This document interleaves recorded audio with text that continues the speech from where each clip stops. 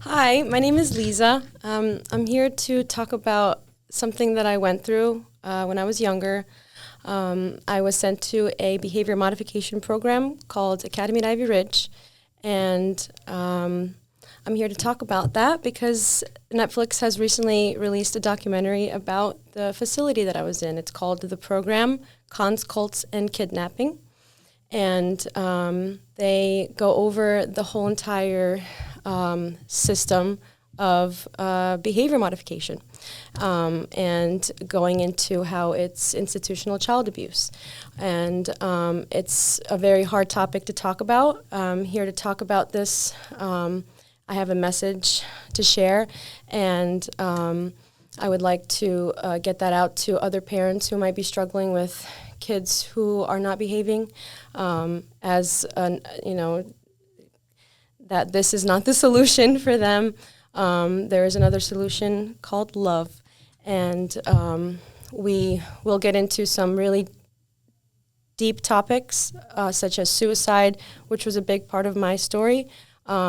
And it might be hard to hear, but I come in love, and I just want, if it resonates with anybody at all, if anybody wants to talk about this at all, feel free to email me. My email is loudbrightlove@gmail.com, and I'm open to talking to anybody about any of this.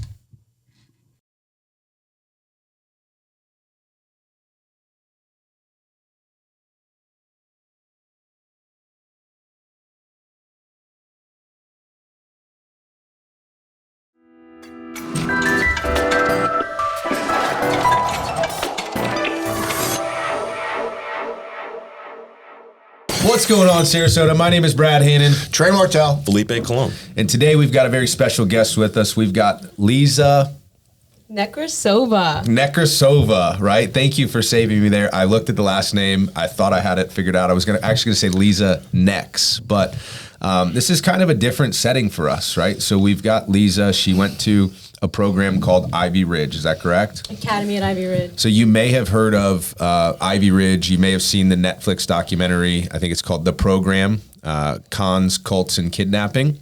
And, I personally haven't seen it. I would love to get more your version of the story before watching that anyways. But, it's a little bit more of a serious topic, I think. And so I would just really like to start by opening it up to you and kind of sharing a little bit of your story and who you are. Thank you. Yeah.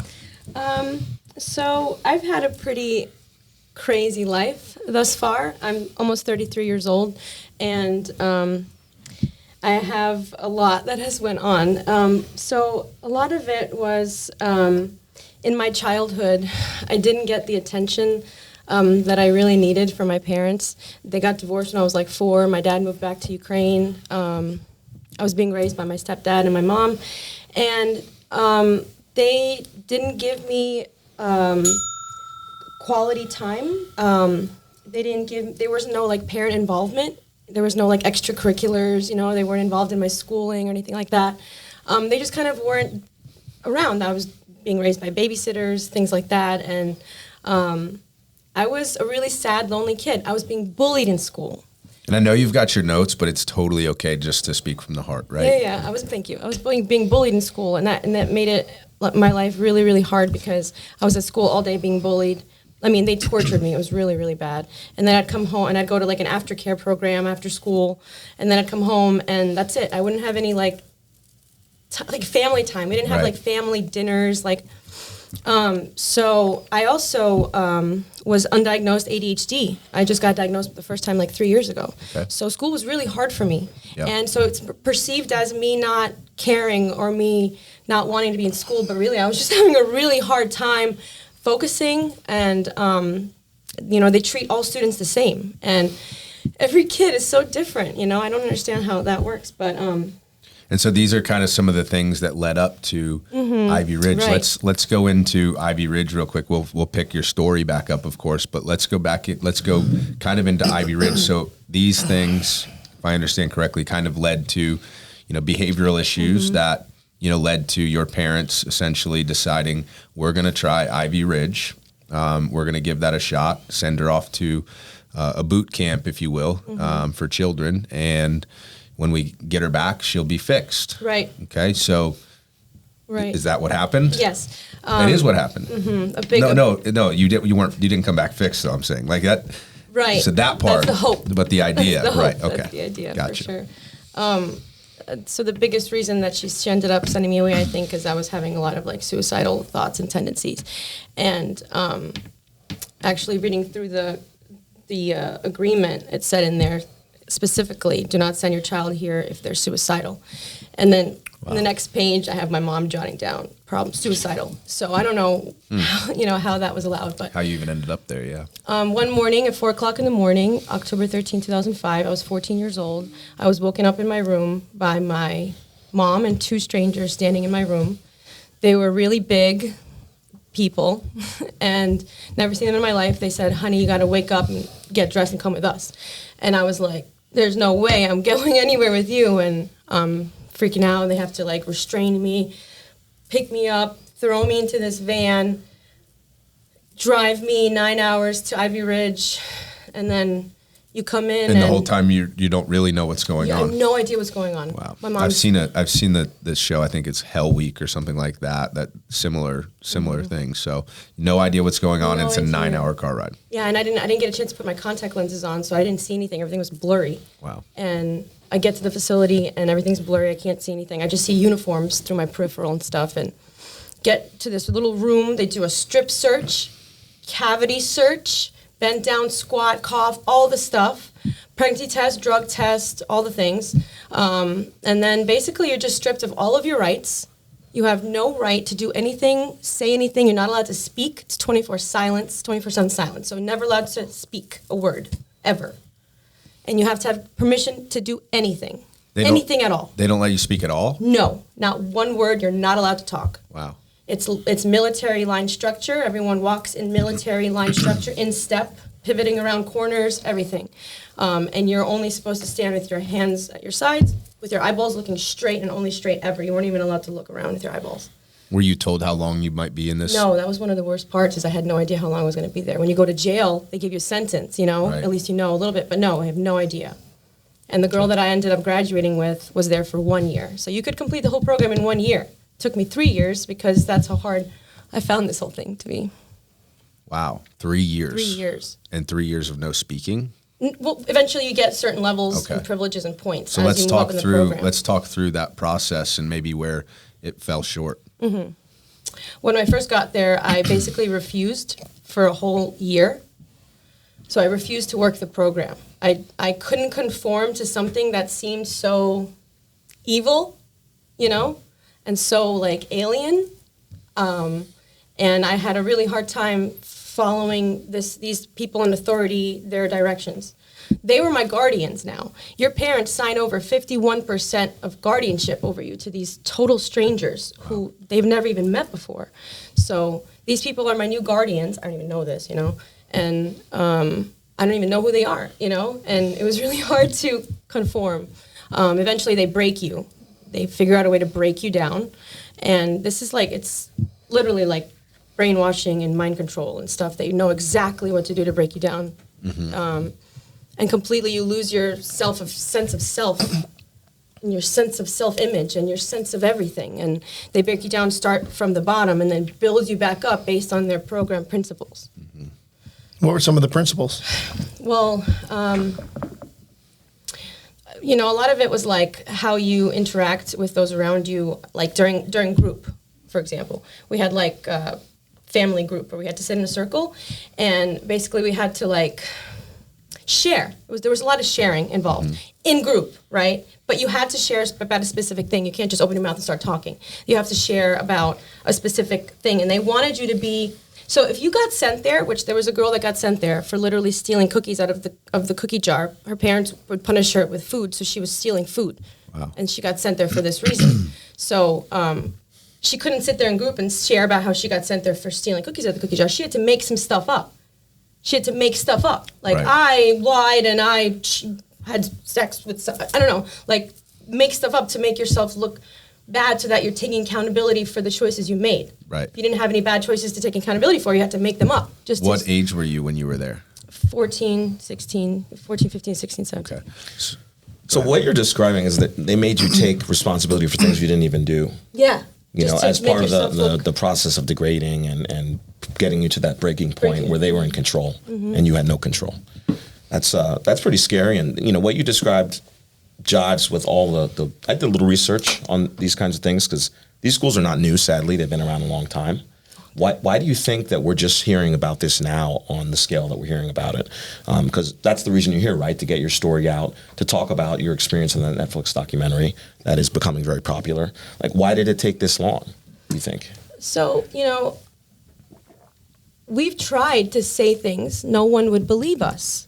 It's a very hard thing to believe. Right, no one believes kids, especially Right. when the story's that outlandish. Especially when we're labeled as bad kids. Right.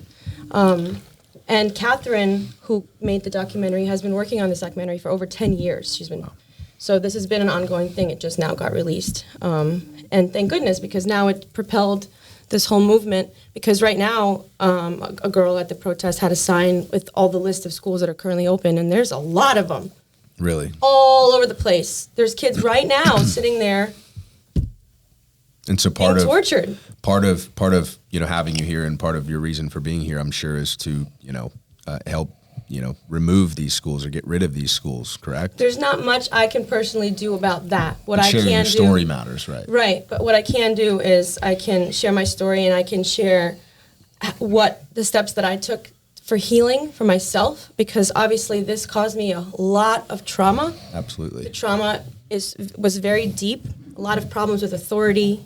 Well, let's get to that, but so year one, essentially is where we're at, where, year one, you weren't conforming, right? You were, you had your feet dug in and you were not budging on, following authority and things like that. Eventually, 2 years later, you graduated the program. At some point you had to conform, right? Yes, I had to. So walk us through what changes took place for you to start to conform and end up, graduating. And then I would really love to get into if you feel like you came out of that a better person or, just their version of that better person. So one of the coolest things about being in there was the books. We had a library and we were allowed to check out 2 books a week, every week. So I read 2 books a week every week for 3 years straight. Wow. One of the books had to be a self-help book, and one of the books had to be a regular, like, nonfiction or fiction book. So I was reading a lot of self-help books. And 300 books. And eventually I got to God with the books. And I asked my mom to send me a Bible, because they didn't have one in the library. And she sent me a Bible. And I started reading this Bible, and it was the only book we were allowed to have in the dorms. So I could, read my Bible in bed before they closed the lights off and stuff. So I started praying before every meal. I started praying every morning, every night, because after a year of being there, I realized, okay, I need to make some changes here because she's not taking me home. Mm-hmm. And that, you could see in my journals what a difference it was going from before I started the Bible and praying to then. And there were good entries. I was having good days and things. Whereas before that, no good days, just darkness, really. Yeah. just darkness, and then I discovered God, and it was beautiful, and I was okay for a period of time there, and then my grandma died, and they gave me the choice of either, okay, here, I'm going to give you 15 minutes to sit in this room and cry, and then you have to pull yourself together and be the leader, set an example, or you can continue crying hysterically, and you're going to lose your level, and you're going to have to go backwards. Wow. So I had the choice right then and there to choose not to grieve and choose not to feel. And I turned into a robot, mm-hmm. and I couldn't feel anymore. And I abandoned God. I stopped praying. I put the Bible away, and I felt like God just betrayed me. He thought he abandoned me, and he left me, and I kind of lost it. And I realized one day what was going on. I was looking around, and I was like, oh, I get it. We're dead.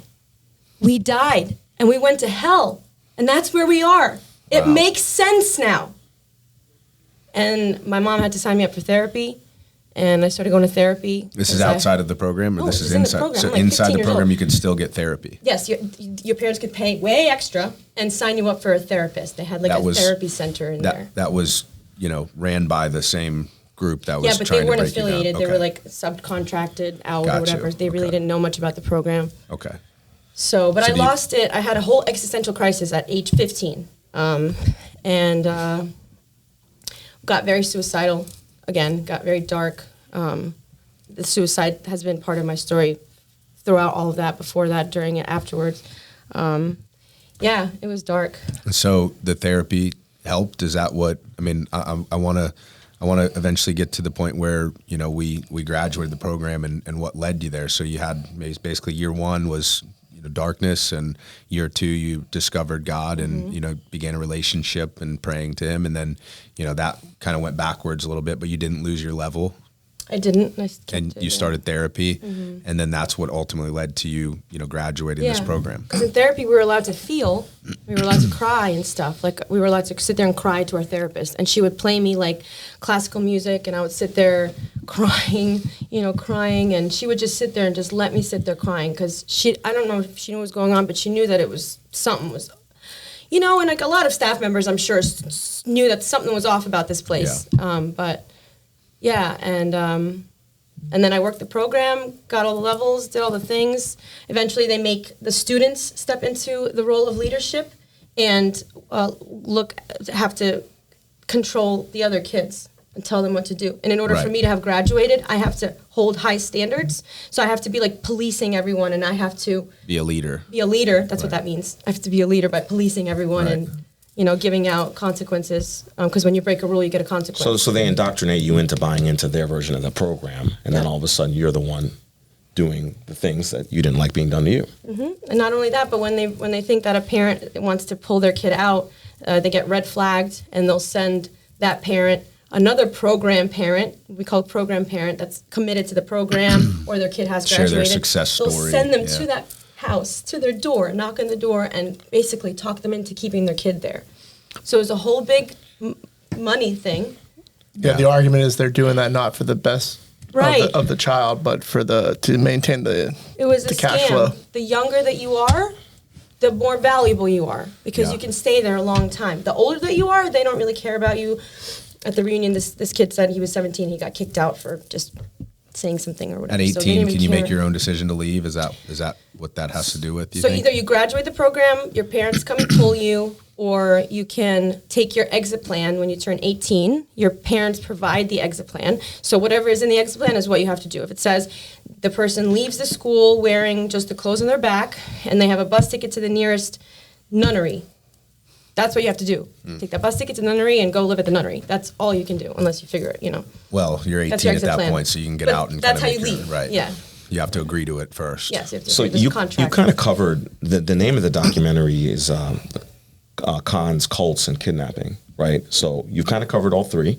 You just talked about the con, right? Right. Them Right. using the parents' money and them keeping the kids in the program longer to make more money. You talked about the kidnapping, which is how you got there, and then you talked about the cult. And it seems like the cult part is the parents, right? And then the senior leadership who have been indoctrinated. Would that be fair to say, or are we missing something? It's called Facilities for Troubled Teens, and we're actually changing that to troubled for troubled parents, because it's the parents that Yeah. they don't know what to do with their kids. But it's cons, cults, and kidnapping cults. Yes, so they were run by Mormons. The school was run by Mormons, and the guy that owned it, Jason Finlinson, he hired his brother Jake Finlinson to be head of academics. This guy didn't know what he was doing at all.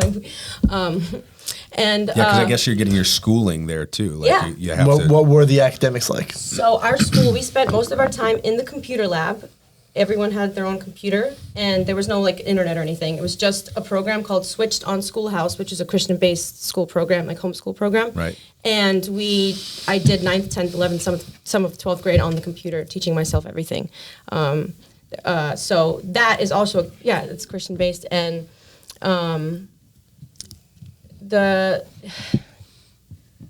it's hard to go into the whole cult conversation. Well, I'm interested to see, initially, hindsight's 20/20, right? So at this point in time, you obviously you have your feelings towards it, but right when you graduated and shortly thereafter, what was your feeling towards the program? Did you feel like it was a net positive for you initially coming out of it, or did you feel like, thank God I'm done?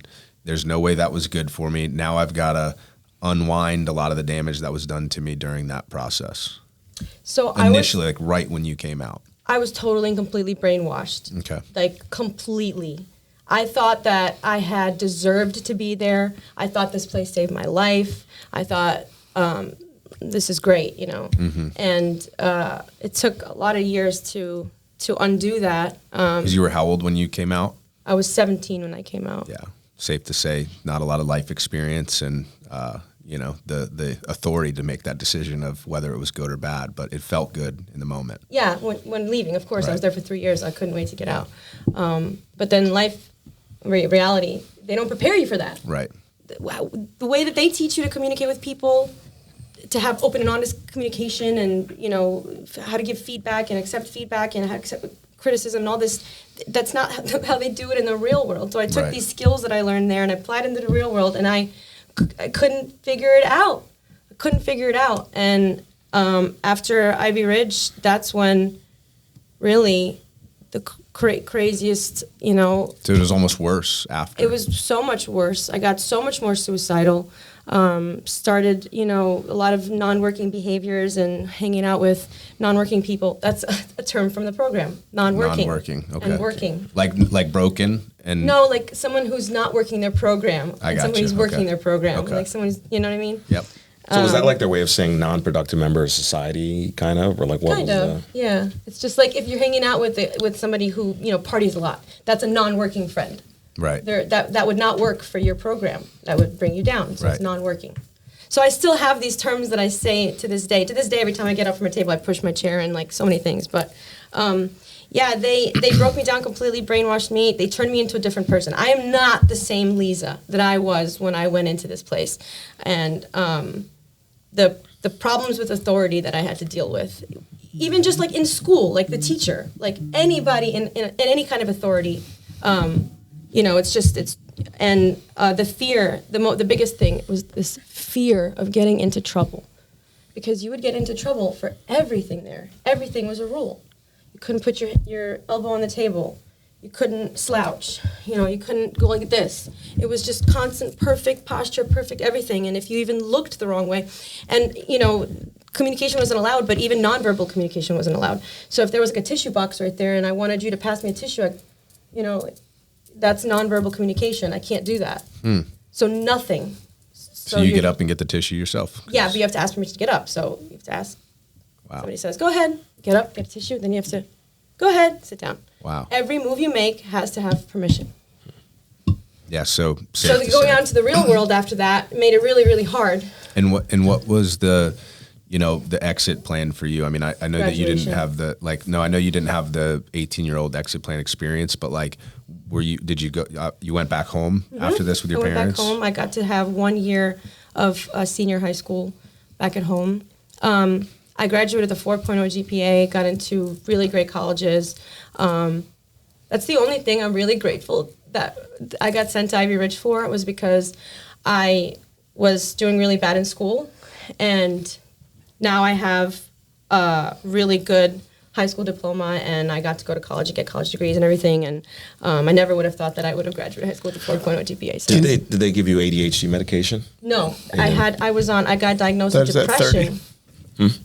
She got diagnosed later in life. Oh, Yeah, okay. that's I right. never did go on any kind of ADHD medication, but when I was 13, I got diagnosed with depression, and they put me on Zoloft. So I was on Zoloft through my whole Ivy Ridge years, and I think that's literally what saved me from like killing myself. From like not feeling, yeah.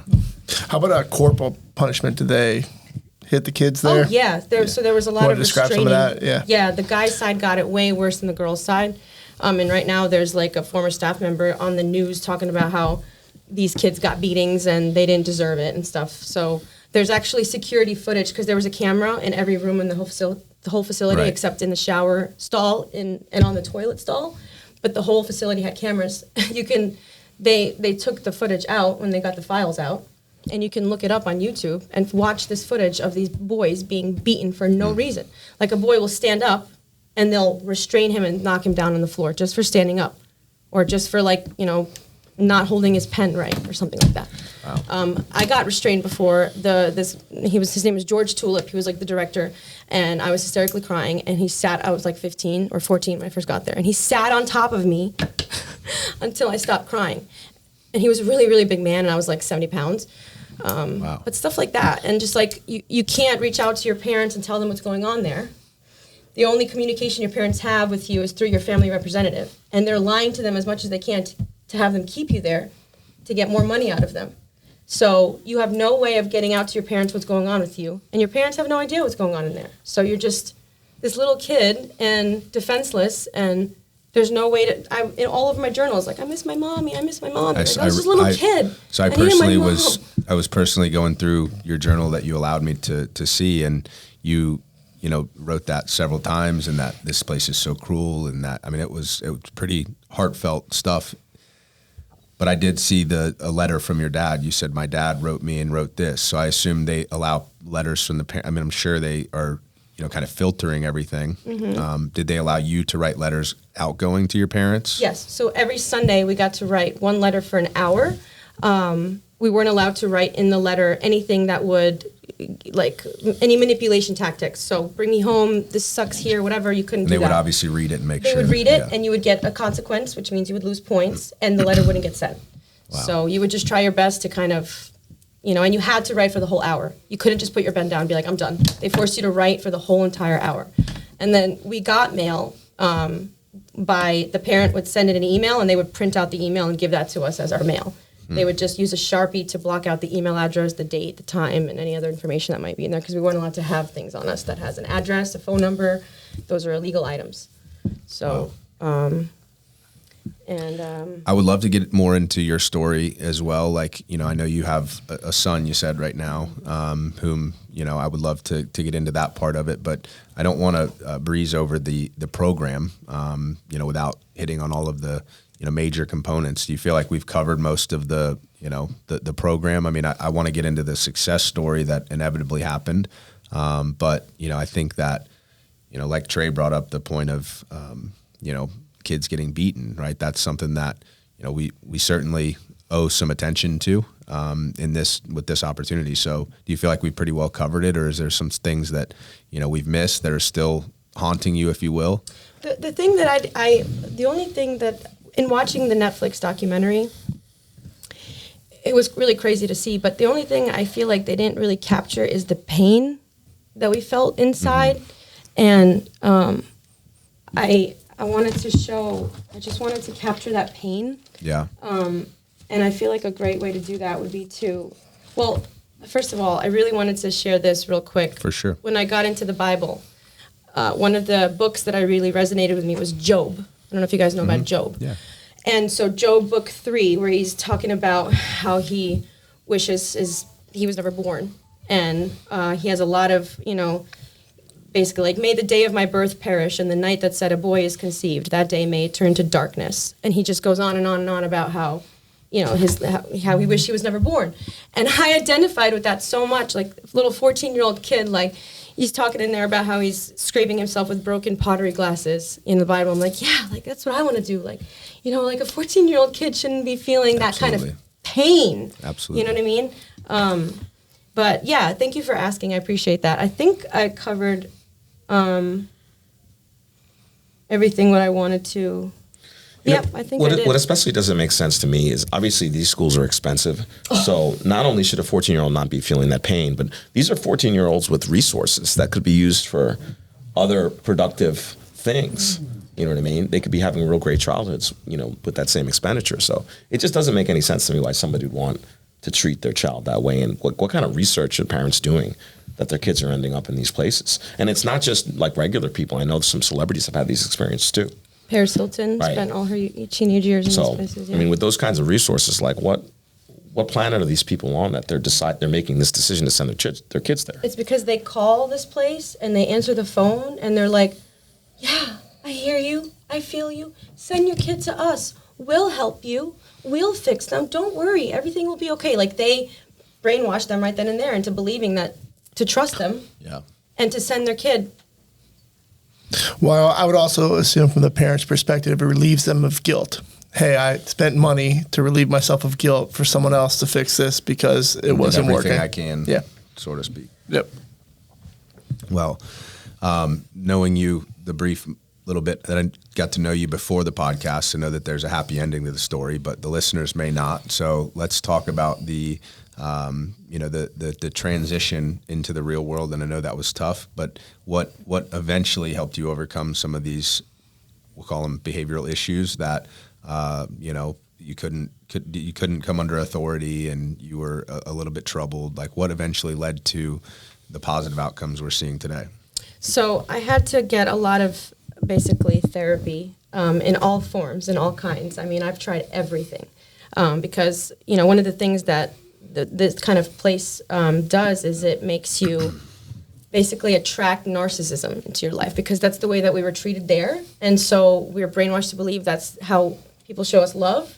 And just 7 years after I graduated, I met my ex-husband, and it was 7 years of brutal domestic violence with him. He was a narcissist. I survived that with my son, and I escaped, and that's how I got here to Florida. We fled North Carolina from him and came here to Florida.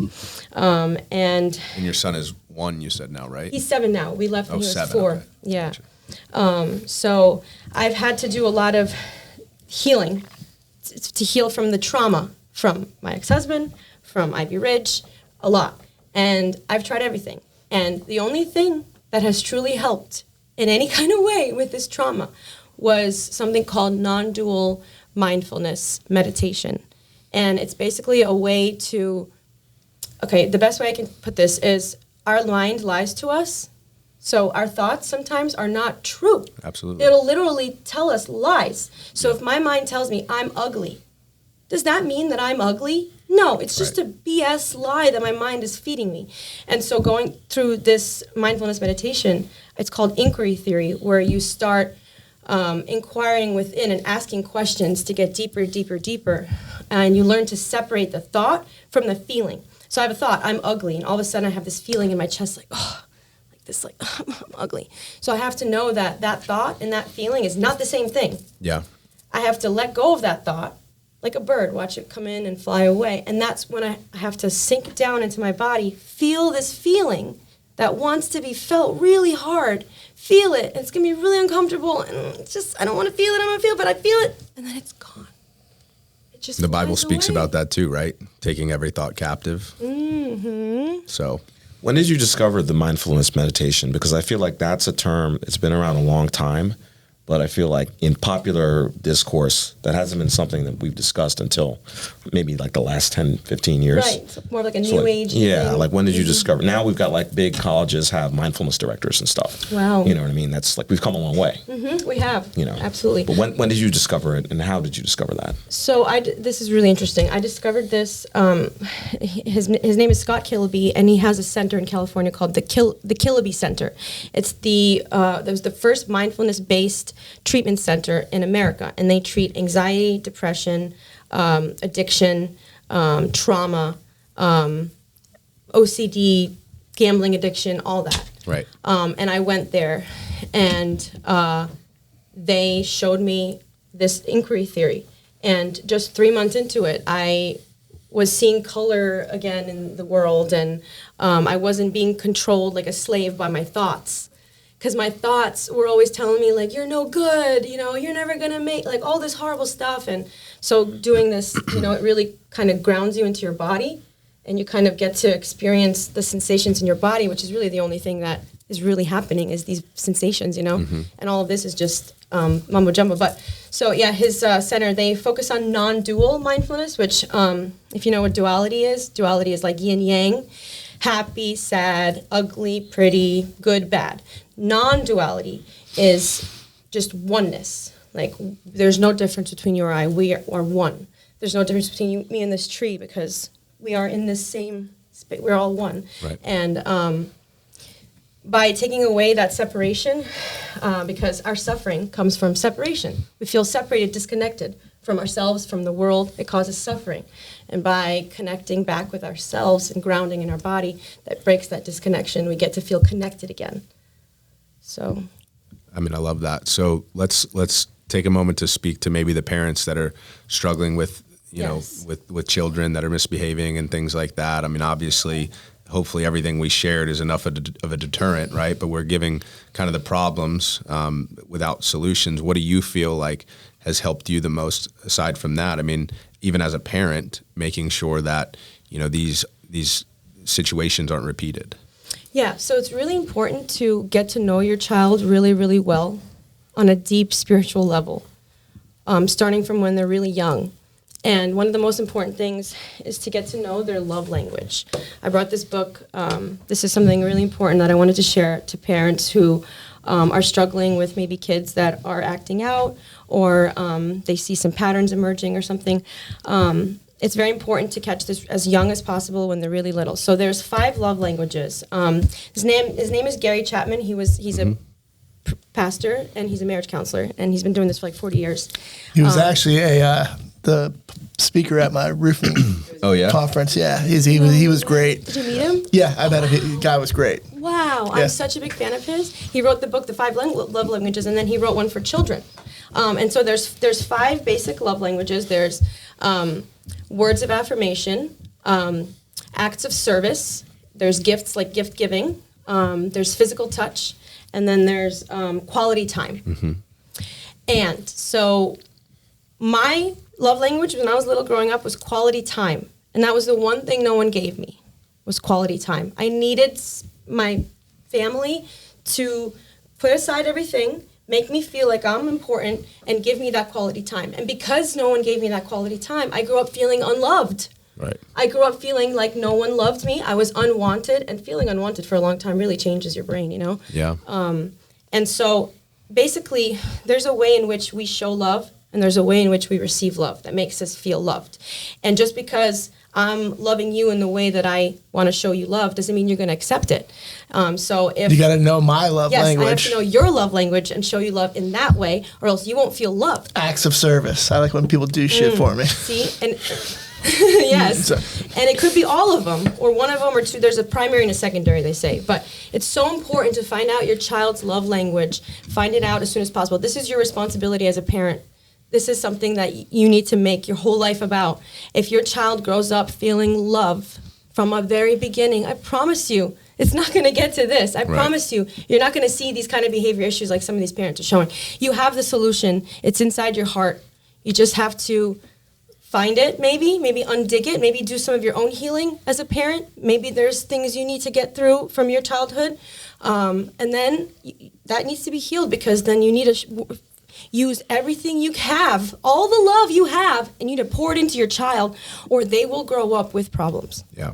They will grow up with a childhood that they have to heal from. I'm also looking at the price tag on that book. It's $2 versus whatever they spent on the program. So $2. I got this at the Red Barn. friendly, yeah. And a 50% credit on return of the book. The Red Barn up in Bradenton. Could cost you as little as $1. Yeah. Mm-hmm. A lot of good books there. So, and then also, besides this, just using the mindfulness principles, like learn about it. You can teach your kid when they have a feeling how to ground and how to feel it. You know, like when a child really wants your attention, they're like, hey, pay attention to me. Hey. They're not going to leave you alone until you stop everything you're doing. Like, hey, that's what your feelings want. Your feelings just want to be felt. Yeah. They don't want to be avoided. They don't want to be, drunk away. They don't want to be slept over. They want to be felt. Mm-hmm. Once those feelings are felt, they will just melt away. Like so what you're saying almost is we're all like that, except with kids, they're just honest. So they'll like manifest that in, hey, annoying you physically, right? Mm-hmm. Whereas we just kind of keep that back, but we're all the same. And we're taught to not show our emotions. Boys are taught not to cry, right? I mean, parents have to be careful. Like we're in 2024 now. We're not living back in the day when boys don't cry and stuff. Mm-hmm. It's okay to feel emotion, and that's stopping the emotion. That's going to cause some serious issues in adult life. Yeah, my kids are. I remember when I first toured a daycare when my wife was getting back into the workforce, and my son was going to start daycare. The one thing that I do recall, because I didn't want to go to this school and visit it, I didn't really, I was like, I trust you, babe, right? If you feel it's a good school, we'll go with that school. I ended up going, and the one thing that they shared was we teach your children from a very young age how to manage their emotions and how to feel and how to have empathy and how to care and things. And then we just actually toured his charter school he'll go to next year that works on a CARES program. And so they have words like empathy, responsibility, discipline, and teaching them how to, work through these emotions with empathy, with responsibility, with, leadership and all of that. And so that is something that I don't remember being taught in school that, does exist on a small scale today. So I love what you're sharing, and I love that, we're leaning more into that. I understand now with everything you've been through, you have a powerful story. I've always heard people say, turn your mess into your message, right? And I think that's kind of what you're doing here today. But what plans do you have in the future? What's your goals? What's your aspirations today? Both with your 7-year-old son, who I'm sure is feeling loved, and beyond that, your work life, personal life. Thank you. Yes, I do give him all the love that I never had. He's a very lovey boy. So I have always known from the time I was born that I was sent here to this planet to help. I didn't know how that I was going to help people. I just knew that I had like a calling to help people. And since discovering the inquiry theory and the mindfulness work, I started working on my own method of healing what I call program PTSD. I'm going to name it something else, but right. And I've been working on this for like the last good 10 years. Okay. And there's a need for these survivors for help. There's not much out there specifically for this kind of trauma. I mean, until this documentary came out, we couldn't even have a conversation with somebody about it because they had no idea what we were talking about. Especially a legitimate conversation where they believed you. Right, where they believed. And now it's actually a conversation that can be had. And going to the reunion this past weekend, I've seen the need. So many people are like, what now? Like, how do I stop hurting? How do I let go of this trauma? It's still controlling their lives. To this day, they've been out of the program for 20 years. They're still deep in the darkness. And I have a solution. This reunion, who was it organized by? There were 2 local women in Ogdensburg who took it upon themselves to organize all this for us. Didn't go to the program that just... Right, they were just locals. I think they lived there. They were our age when we were going to Ivy Ridge, and they were living in the local town. So they organized everything for us. Was this reunion more of just getting together? Was there resources given at the reunion? Was it more just, I mean, obviously it's a resource in and of itself, just getting together and being able to kind of, be in the same boat, right? Mm-hmm. Of going through the same trauma. There's a healing power to that alone. But was there any other resources or things like that given at the We had reunion? A protest at City Hall, and we were protesting institutional child abuse. And there was a lot of really great speeches there. But yeah, it was a very healing weekend. And you're just coming off of that weekend, correct? Yes. I'm happy we're filming this on the back side of that. Yeah, we just got back like yesterday or the day before. Wow. So it's all so very fresh and new. But there was a lot of talk about like how people, they don't know what to do. And so I started telling people about this mindfulness thing, and some people got really interested and perked up their ears, and you know what I mean? Yeah. And I just know this was the only thing that helped me with my program trauma, with my suicide tendencies, all of that stuff. It was the only thing. So I want to develop it, make it real good, and then I want to help people. Yeah.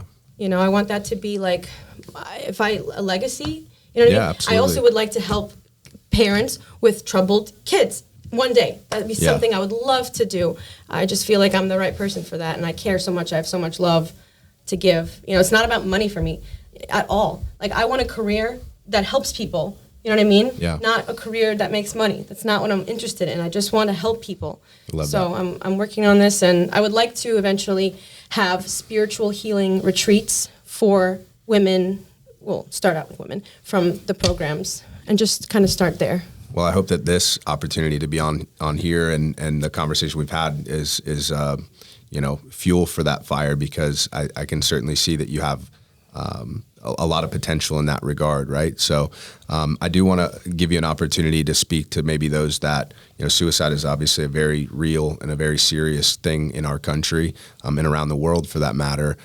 And obviously you're a survivor of that. So I would love to give you the opportunity to, kind of speak to those that might have those suicidal thoughts or tendencies. if you have anything you'd like to share. Yeah, that's such a near and dear topic to my heart.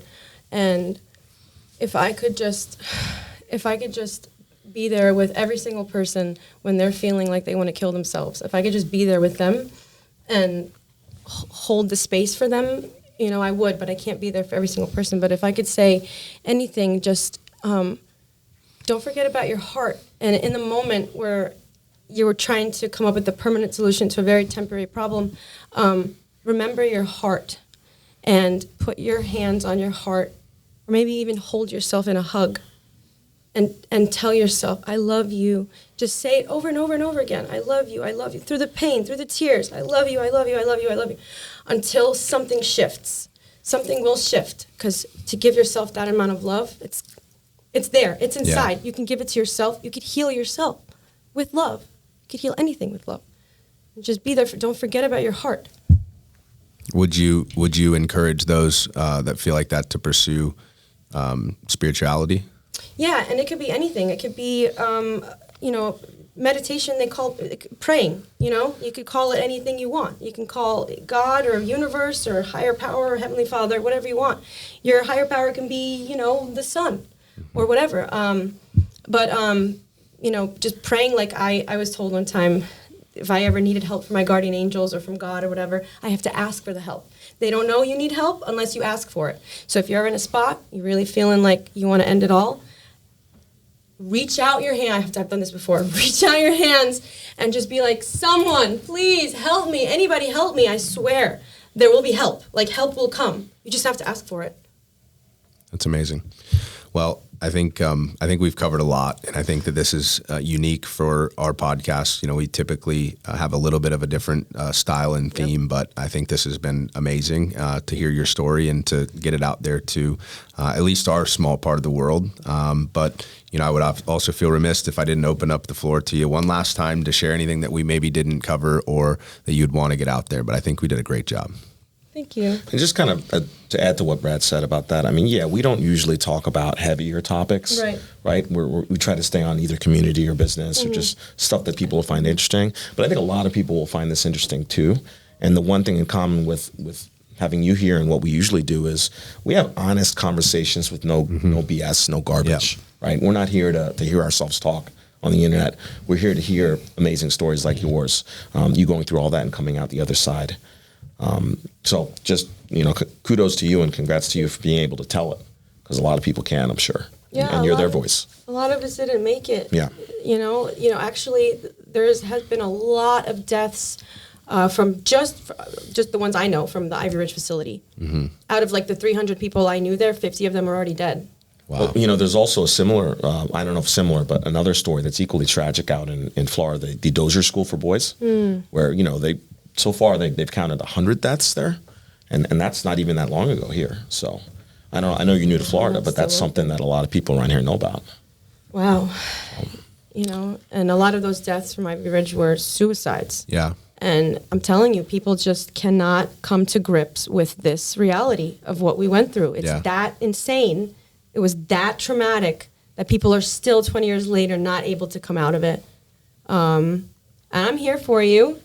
And I'm open to talk to anybody. How could somebody find you that maybe would reach out to you? Yeah, if anybody wants to reach out, I'm open. I would love to talk. I would love to share some of my knowledge. You don't have to give your phone number out, but how would they find you? How would somebody find you? Are you on social media? Is it something? My email, loudbrightlove. Loudbrightlove @gmail.com. Just like it sounds. Loudbrightlove. Loudbrightlove. There you go. You may just have an email that is meaningful for you to help somebody, and if not, just getting your message out, I believe, is very powerful. So, thank you for coming on, and we so appreciate it. Thank you so much for this. You're very welcome. I've waited 20 years to share this story, and it means a lot. Good. Thank you. Thank you. Thank you.